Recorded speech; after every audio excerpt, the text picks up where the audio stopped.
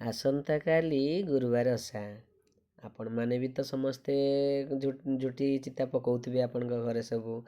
तो मो स्त्री भी एवं झुटी चिता पकाई आरंभ कले। चलतु देखा से केमती झुटी चिता पकाउछंती। एबे आमर रास्तार माने मेन फाटक पाखे झुटी कटा चली जेटा कि दांड द्वार आम कहे से दांड द्वार झुटी चिता पका चली। तो कौन गोटे चित्र कर सारे जहाँ जना पड़ भल लगुच कि न लगुच जना पड़ुची तो भल देखा जाउची। हाँ राति भी अनेक हेलाणी तो एबे शीत भी लगुच। तो मुझे आलो देखी सी झुटी काटुंट शीत लगुच बाहर ठिया लगते शीत लगे ना। तो कौन केमती गोटे चली गोटे कटा मु कहीं कहतु ना देखी मो स्त्री को कहीं आलो देखी झुटी चिता पकाइवाई।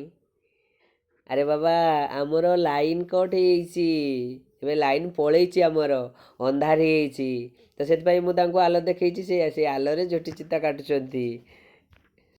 आम मान को डर भी लगुच कौन पाई कहतु तो आपन जानना मु गला वीडियो देखी पर हाथी तो आम गाँ को भी हाथी पशिंट तो से डरटा रही ना।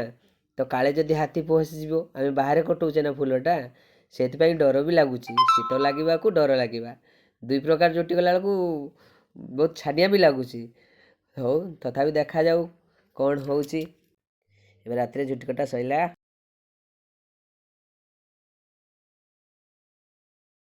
एबे तो पूजा सरलाणी तो झटीटा केमती कटा सरी जाइए माने पूजा सरला परे केमती देखा झटीटा आपण मानकु देखौछि रास्ता पाखरु नहीं कि आपण मानकु मो घरर द्वार मुह पर्यंत आपण मानकु झटीटा देखौछि। देखते चलछि आम ये घर पाखापाखि हेलुणी एटी दुटा हाथी भी कटा होइछि बढ़िया लगुच हाथी ए पाद लक्ष्मी पाद पद्म फूल भी होइछि कलश अच्छी एवं द्वार मुह पहुँची गलुणी आम।